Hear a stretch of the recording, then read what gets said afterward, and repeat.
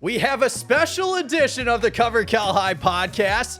That's Tyler Flipson on the far right, and right in the middle, front and center, Marco Jones, our Defensive Player of the Year. Marco, how you doing, my man? I'm doing really well. Appreciate you guys having me today. It's a real honor to be on the podcast. Yeah, welcome. Welcome. First guest. That's kind of a big deal. I know. You're a guinea pig. This is a big deal, especially for our Defensive Player of the Year. Once again, you have been named our Defensive Player of the Year award. What does this award mean to you? Yeah, it's a real honor, like always, right? It's my second time winning that. Won Player of the Year last year, so it's a real honor. Obviously, can't do it without my teammates, coaches, family, all the people around me. But I'm super excited, super pumped to be able to win that again. Yeah, it's truly, an award well deserved. I'm kind of curious, if we could talk about the preparation that goes into it. You and I've had some chance through the year to talk one-on-one, but I'm curious about getting an award like this. There's so many great defenders, especially in NCS alone, right? And here you are, the standalone, top of the class. Talk about the preparation that goes into that to you. How'd you get to this point to be the player that you are? Yeah, it's a lot of off-season work. It's a grind, right? A lot of sacrifices that have to be given up. But from a week or two after the season ends, every year, it's straight onto the track doing running stuff, into the weight room, obviously. Doing a lot of position work and just hard work throughout the season. But like I said, my teammates, coaches, family, they definitely helped me get in this position. They make me look pretty good too on the field. So, without them, it's not a one-man show. So, without them, definitely couldn't make it happen. But, it's definitely a lot of hard work, practice, off-season, in-season, all of that stuff. And Marco, there are a lot of top defensive players in the section, around NorCal, and in the country. And you're one of the top linebackers in the country, my man. You're going to Texas A7M next year. So how do you stay at the top? And what's the one thing that stands out the most about you compared to the rest of the guys that are at that level as well? Yeah, to be honest, I think my work ethic, right? I've always prided myself in working hard, right? There's always going to be somebody out there that's better than you, right? No matter if you know who they are or don't know who they are, whether they're, in your same town or across the whole country. So really just working as hard as you can, just keeping your head down, trying to stay as humble as possible, and just working hard. I think that's kind of the key to success. You look at all some of the great of the greats, and they, work harder than anybody else. So, that's obviously the common factor there.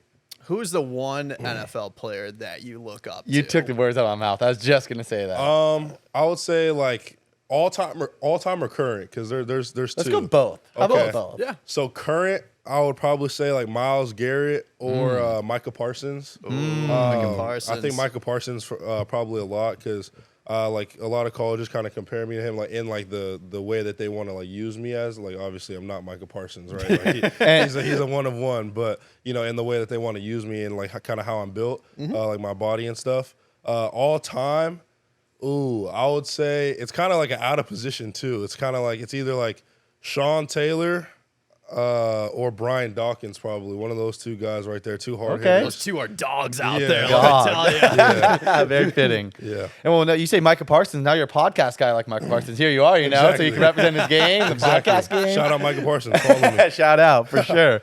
That's awesome. So I've got to ask, the 50-50. Well, is that for playoffs? Is that what we're doing here? The hair split going on? Yeah, every year our seniors for the Monta Vista week, for our week 10, we do senior cuts. So I was a lot of guys were doing little blonde tips or whatever. I was I might as well just go all out. So I did it half and half. I thought it looked pretty good. So I was just I might as well keep it for a little bit. I'm not going to get rid of it right away.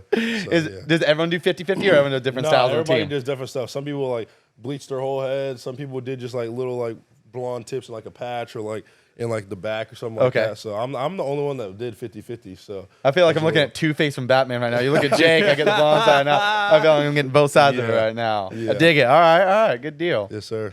Marco, you've had some wonderful seasons for San Ramon Valley. Sophomore year, Defensive Player of the Year. You guys went on to make a state run. And then last year, you guys were one of the top programs in the Bay Area, and you're still doing that this year. But for this season, how would you rate this season compared to the other years? I think our team this season is, definitely more well-rounded. I feel like, last year we were like really explosive, and then when it wasn't going our way, sometimes we kind of went down a little bit. I think our defense is better this year as well. So I mean, that's kind of a big thing, obviously being a defensive guy. So I think this season is one to get after. I mean, I'm excited, right? We have some tough games coming up, so we got to see how those go. We got to execute, do our thing, obviously. But I think we're pretty good this year. Yeah, and you mentioned that defense has been lights out. Great proof of that last week in that game against Cardinal Newman. It was raining, downpouring. Just talk about how are you able to handle the tough conditions and pushing through adversity to get the job done. Yeah, we kind of just looked at it and we were looking at it all week. We knew what they were going to do, right? They love to run the ball, they love to pound the rock, whether it's rain, dry, whatever it is, right? They like to run the ball. They're a big physical team. So, we kind of just looked at it like, hey, it's raining. Like, we know they're going to run the ball even more than normal. So, we played downhill. Everybody executed, did their thing. Our D-line did a great job the whole week being stout against those bigger guys down there. And we have a undersized D-line, I would say, but we did our thing, so it was good. Last week I mentioned on the podcast, I was like, oh, yeah, both teams are going to crack 20 points. I get the Danville, it's raining, and I'm like, oh, no way. Yeah. No way. No one's cracking 20 in this one, boys. Yeah. I think we need some accountability in the studio and start having a tracker for our score predictions and how well we do, because I think we're not looking too great. No, we're not looking great at all. No. I'm curious, actually. You mentioned earlier you said, you're clearly a defensive guy, right? And last season, we saw you play a lot of the tight end position, and this year it felt like maybe not so much that you focused mainly on linebacker. Was that intentional? Is that just the way it went? Can you tell me a little bit about that? Yeah, that was pretty intentional. Right, like last season, I was, I'm in pretty good condition, but as the season goes on, your body starts to break down a little bit, start to get a little bit more tired. So this season was kind of just like, Coach Becker and the offensive coaches were just like, hey, like, we don't need you to be blocking every single play and like doing all that stuff on offense. We're gonna throw you in there when we think the time are important and we need a weapon out there, another weapon. But we haven't really needed that too much this year, right? A few games maybe, but not anything crazy. So it's been good. But yeah, I mean, obviously offense is real fun, scoring touchdowns, making cool plays. But defense is where where my bread and butter is at. So just want to be as fresh as possible for defense and be able to get after it. And would you say defense is the favorite there between the two? Let's take the future of your football career out of it, just strictly your favorite between offense, defense. Defense is the answer? 100%. Yeah, hitting people was fun. Getting hit isn't that fun. Hitting people is fun. It's so fun. I've always been an offensive-minded guy, and for me, it's like I'm like, I've always been like, defense is all right. Those guys are kind of lame. Let's go score some touchdowns, Yeah. So fun to hear another perspective on it. Marco, you received numerous offers from a lot of top programs, Big 12, SEC, Big 10 schools. I mean, the conferences, and the list goes on and on and on. How exhausting was that recruiting process until you were able to decide on Texas A&M? I mean, to be honest, it wasn't as exhausting as everybody would think, I feel like. I mean, I kind of looked at it and like I'm just grateful for the opportunities that all these schools were giving me. So it was really cool. It was just exciting for me and my family.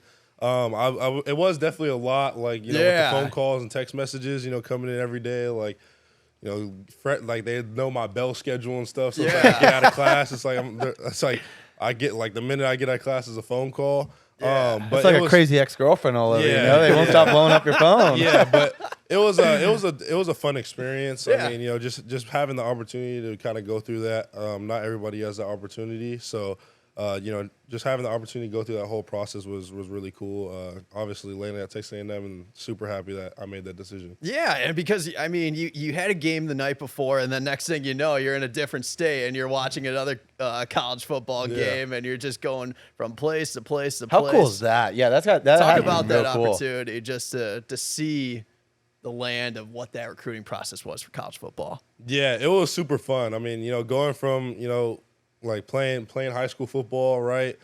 Playing against De La Salle last year against a couple thousand people probably, to then going to watch like Oregon, Washington in front of like 70,000 people. Like, damn, this is a little different. Like, it's a little different. So it was awesome. I mean, getting to go. I went to a whole bunch of games last year, like Notre Dame, Ohio State, Oregon, Washington.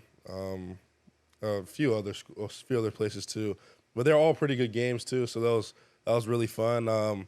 Got to go with my family too, like my mom, my dad, grandma, like grandpa, all those got like all of my family. So it was super fun just having that opportunity, getting to go to places I've never been before, and get to watch football, which is. Did you ever have where I've seen this on social media when high school recruits come to games, let's say, Oregon brings you out and whoever they're playing, like Oregon State, will the opposing school try to cross recruit while they see, the Oregon's recruits are here? Well, we're going to do our bidding here, and try to put our hand in. Did you ever have any of that when you're traveling? They're actually not allowed. I don't think they're allowed to really talk to you while they're on the road.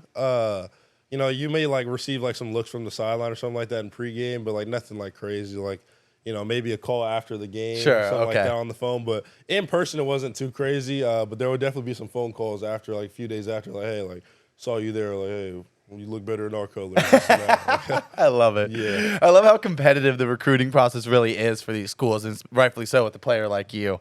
That's neat. That's cool. So I want to talk about the support system. You have a wonderful support system out in Danville. I mean, your teammates, your friends, your coaches, the fans in the stands. You even got the SRV cheerwives. I mean, that's an Instagram page and a half. Great platform. They always do a great job with all their content. Just talk about the support system and what that support system means to you. Yeah, it means a lot. I mean, definitely couldn't be, in the place I am without all the people that are in the surrounding support system. I mean, Danville's a great place. I don't live in Danville. I live in Dublin, so a few cities over. But, sure. Since I moved there, I didn't really know anybody that went to SRV, since freshman year. Like, it's just been awesome, right? Like, it's been a great time. The people, like, there are super nice, are super great. And also, I feel like the biggest thing to me is, like Danville's like almost like a college town for a high school, right? Like it's like everybody rallies around all like the high school sport, not even just football, like basketball games, volleyball games, all the sports like are, whether we're good that year, bad that year, whatever it is, like, everybody comes out and supports the games. And that's that's obviously definitely a plus to anybody. It's always fun, coming out there, playing your game, seeing your friends out there, whatever. So it's great, super grateful, and super happy that I chose SRV, That was really well put. I've never even quite put that together, but I've always noticed that it's such a tight-knit community, and it makes feel like, you always hear about Texas high school football, right? And how big it is there. I mean, everyone in town, whether they have a kid at the school or not, comes and shows out, and that's what Danville feels like with SRV. Definitely. Super well said. Yeah. So I got to ask, you got a great support system over there, but who is that one person that has pushed you to be at your very best day in, day out, and why? Ooh, I would probably say my dad. My dad, he played college football. He went to Northwestern, then transferred to Colorado with Gary Barnett. So we do, it's intense, like, pre-game, post-game, stuff like that. Like, we go over film. We talk about, game plans and stuff like that. Like, what's going to be my go-to rush move or how I'm going to attack this and that.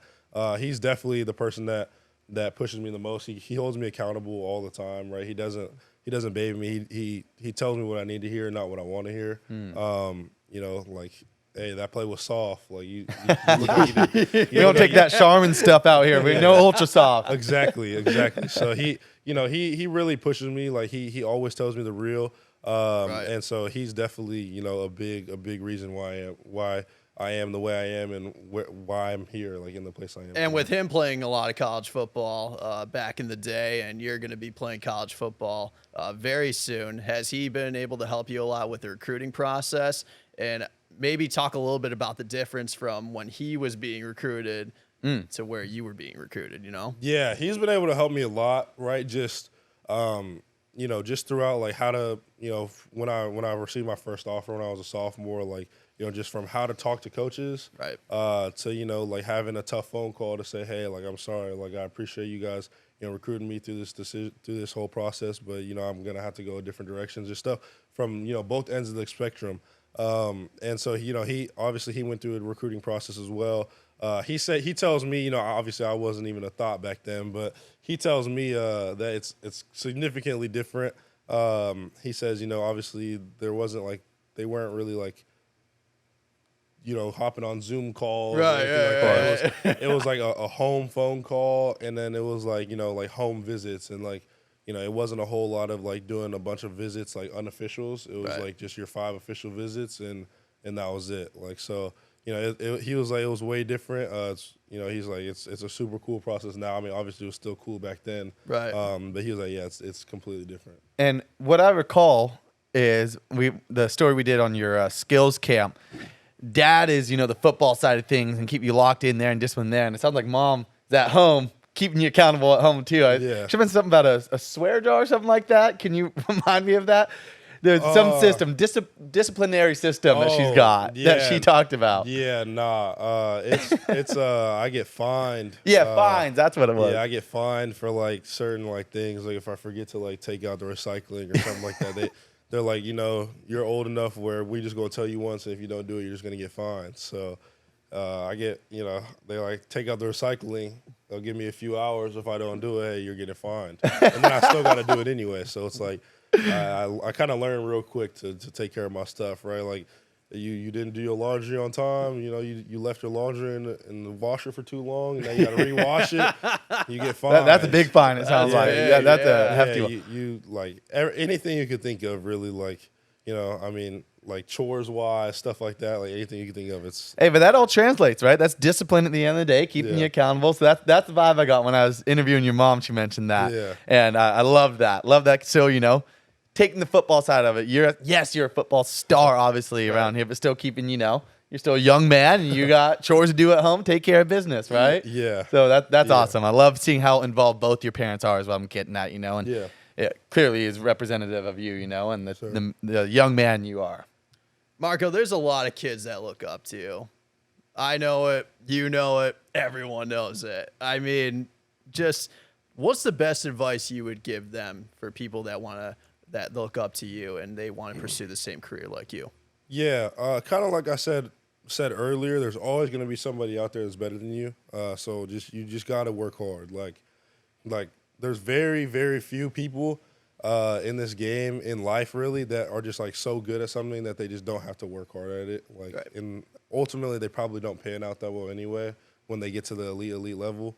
So I think like my biggest thing is just work hard, keep your grades up, because whether you believe it or not, like you got to have good grades, right? Like nobody's even gonna want to look at you if you don't have good grades. So you got to keep your grades up, got to stay active in school, but working hard, like in whatever you do, whether it's sports, whether it's the school, like the classroom, whether it's in a job that you got, like when you're in high school, middle school, whatever, like just working hard at whatever you do. And I got to ask, so you were mentioning academics and, with staying on top with grades and stuff like that.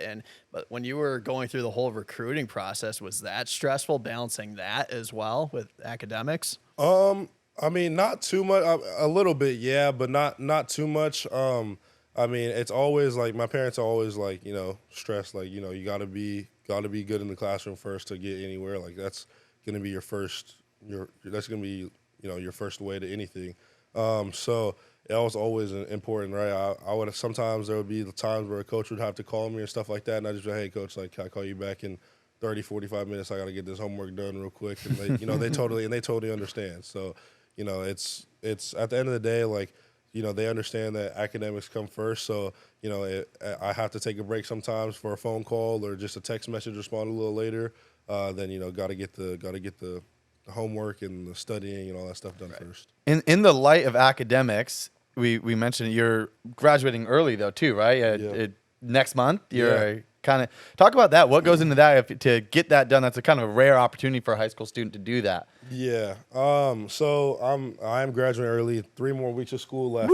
That's wild. Come on, summer's coming real early. Yeah, exactly. So I mean, you got to do some online classes. It wasn't too hard. I take 6 classes already every year, so it kind of like they've kind of built up over time. But but I had to take online English and like a elective class online just because. The English one is like you have to have 4 years of it, and I'm not gonna obviously be in high school for a full four year semesters worth. But yeah, I mean it's definitely a little bit more work on top of what you already do. But I mean, if you want it, you want it, right? Right. If you want it enough, you can make it work. You can make it happen. So, it's been exciting. I'll go to College Station here soon in a few weeks. Start practicing, start doing the weight program, and start school as well. So, Now, is that because you're going there for both baseball and football? Yes, right? sir. And so, what are we focused on first when we get there? Are you going into spring training for baseball first? Is that kind of like? So the way it'll work is I go in for football, and then my first baseball season will be spring of 2026. So it'll be the next year. That will be my freshman year of baseball. So Yep. would you be starting in the fall, like in terms of just throwing, getting the mechanics down, just getting to know the players and stuff like that? Yeah. It'll be that. Like we already kind of talked about it. Obviously, like during football season, football takes priority. During baseball season, baseball takes priority. Yeah. But I still have to manage both while I'm in Sure. the respective seasons. So while I'm in football season, gotta go. Might have to go a little later at night and swing the bat and throw, get some live EB stuff like that. And during baseball season, still gotta obviously hit the weights and do my edge rushing drills and just know the plays and all that type of stuff. For sure. I mean, at one point, I'm sure, was it an easy decision to be like, okay, I'm doing football and baseball just like that, or were you having a hard time picking one or the other? Yeah, so for the longest time, I was kind of like, ooh, I don't know, like if I want to do both or something like that. And then, like I kind of like, I was it was easy for me to say, oh, like I don't know if I want to play baseball because in the baseball season I was like struggling for a few weeks. I was like, oh, I don't know if I want to do this, right? And then like deep down I was like, I've always wanted to play both in college. It's been Right. something that I've wanted to do. And so I've been, that's been a dream and aspiration of mine since I was a little kid. So I was like, I love baseball, I love football, so and I have the opportunity to play both. I might as well, try it out. And that's been my goal is to play both as long as possible until somebody says I can't, like I have to make a decision, right? So that's the goal. That's great stuff. I mean, I feel like it takes quite the level of code switching in your head. That's the first thing I think of going because they're two vastly different sports. And I think about maybe from the quarterback position, you could kind of translate the two and they mesh together. But going from being a crazy linebacker to then playing on the baseball field the way that you do, it's like two vastly different parallels. I feel like athletically. Yep. What is it? And is it or is it seamless for you? Yeah, it is. I mean, it is. Like the transition is definitely not easy. You definitely have to put in more work than you normally would, like to get kind of dialed back in, especially going from football to baseball, because baseball is one of those sports where you can't just like pick up the bat and just start swinging and be all the way in tune. I can right? confirm that. Like football's a little easier, right? Like you could kind of. It's one of those things where it's a physical sport where you can use that stuff and kind of like slowly get back into it. But baseball is like you could sit there for months hitting and just be like, I don't know what happened, like But I think it's definitely not easy. But it's it's kind of a fun period of time for me. Like when like in between after football season ends and right before baseball season ends, just really like just sitting there grinding. That's the time where I'm still training for both, kind of right there. So it's fun. It's definitely a grind, that's for sure. It's not easy mentally, because you're going through it and you're like, man, like last season I was just hitting the ball the best I've ever hit it, and then now I feel like I've never picked up a bat in my life, and it's like this is terrible. But then you get back dialed in, and it's real fun. So That's cool. All right. So with Thanksgiving coming up, what's your go-to meal? Ooh. line me up the plate. Okay, I would say, I mean, turkey is good. Turkey is really good. So I think I would have to go. I put turkey on the plate for sure. I put collard greens on the plate. Good call. Yeah. I get some mashed potatoes. Sometimes I throw like some like a little side of cranberry, something like that on there. All right. But this is when I kind of freelance. It just depends on the mood, right? Sometimes there'll be a little ham, and then there's some mac and cheese. I was gonna say we're about to have some top shelf beef if you didn't put mac and cheese on that mac and plate. cheese. My mom, I'm not gonna lie, anybody watching this, my mom makes some of the best mac and cheese. Like she could sell it. Like it's really All right. that good. Yeah. Shout out. So mac and cheese has to go on there. And then I probably, ooh, I don't know. Sometimes, you got to act like you want to be a little healthy, so you throw a little side salad on there or something like that. Hey, you got to mix in a salad, right? Exactly. Act like you're Exactly. gonna be able to eat. Exactly. So you throw in a salad, and then that's probably, and then I go for seconds and just, get course. whatever's left out there. Not thirds? I mean, I go for as much as I can handle. I mean, you got a game the day after. That is know? true. Yeah, I don't eat too much because we have that's actually true. I don't eat too much because we have a game. I don't want to be like, Yeah. Normally, like when I was younger, like we'd be at my grandparents' house for forever. It felt like, all night. But You got big ones. Past few years, it's been, it's been pretty early going to bed. And, Sure. and obviously we don't have school on any of them, so Right. it's like, it's easy for guys to get distracted with that stuff. They're like, oh, we don't have school, we can stay up late. Nah. Which is, you gotta, you want to keep your normal routine as close as possible. Because Right. if you start to throw things out of normal, you're gonna feel a little different for the game time. What about pie? Ooh, okay. I think he's a little excited about Thanksgiving. Thanksgiving's my favorite holiday, man. I'm excited for Thanksgiving too.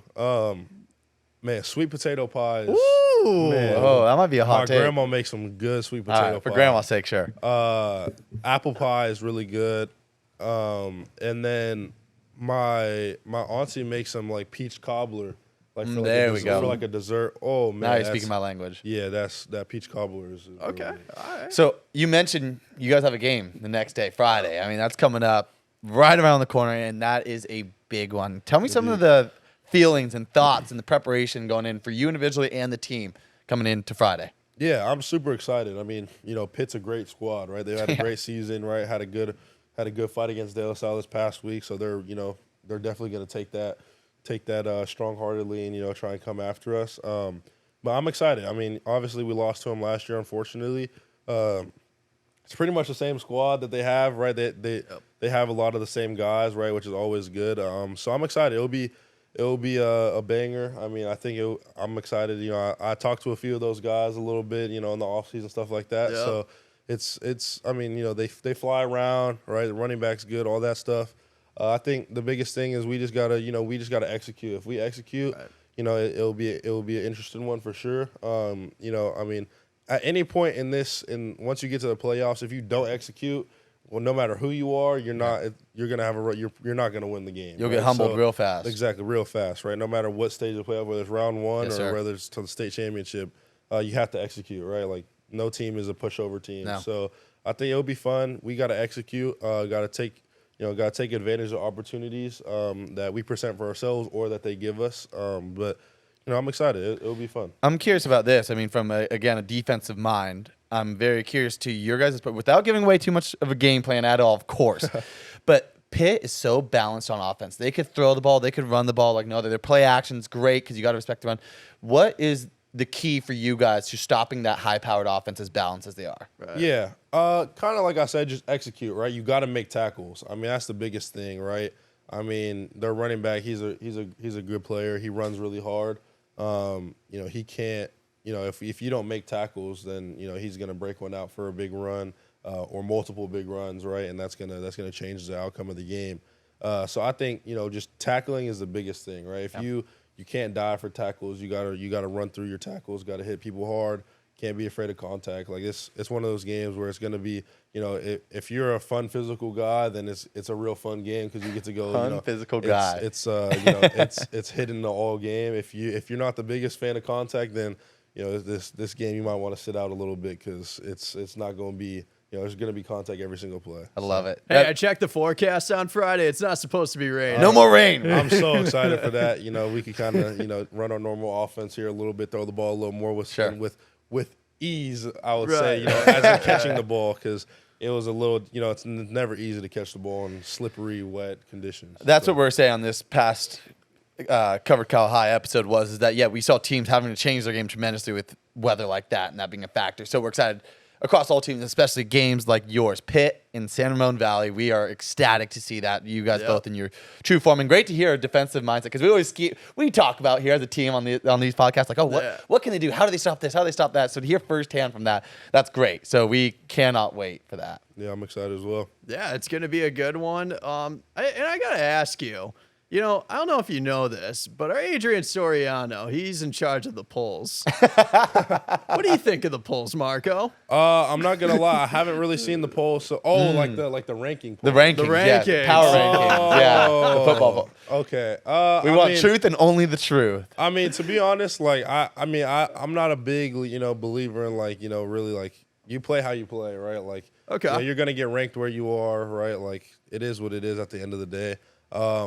I mean, obviously, we were ranked low, we were ranked high, we were kind of moved around a lot. I mean, at the end of the day, you just got to put on the pads and play football. Yep. You can't look too much into that stuff because when guys get caught too much into those little moments and like the little things like that, is when you start to take your focus off the game, and then bad things happen. What a great PR That's answer. a great answer. That was a PR answer. That was That's great. a great answer. I know he's got half of a Soriano hairdo Indeed. for sure. Sure. We got a guest appearance with Mr. Bronstein behind the camera here, but yeah, no, that was a good answer. All right, fair enough. That's fair probably enough. the best answer I've ever heard. I know he's trying to rally you up. He was ready for that. Someone could have said, I agree with them, or oh man, This guy stinks. Yeah. No, that was a great answer. Are you excited for Friday, man? Obviously, yeah. I mean, any chance you get to play football is a great day, right? Like practicing, playing, right? There's a lot of people that their seasons are done. Some people's careers are done, right? Like they'll never see a football field again, which is unfortunate. But it's gonna be fun. I'm always excited to play some football, especially against a good team, right? It's fun to like blow teams out and stuff like that. But when it's a dogfight and you got to be in it the whole game, it's kind of a different feeling that you just got to experience and just be like, man, like this is different. Especially if you're on the winning end, like at the Of course. end, like it's like, man, like we really worked hard and like we really did it. So Absolutely. I'm excited. It'll be fun. Yep. Ladies and gentlemen, the one and only Marco Jones. Marco, thank you so much for taking the time to talk with us. I got to ask, and now you're at the end. Are you a big podcast guy? You represent your game like Micah Parsons. Are you now a Micah Parsons podcast guy now too? The podcast is cool. I definitely gotta tune into some more podcasts in my life. That for sure. Oh man, I like doing this. It's awesome. fun. Thanks for joining us, dude. We appreciate you. Appreciate you guys Congratulations. having me. Thank you.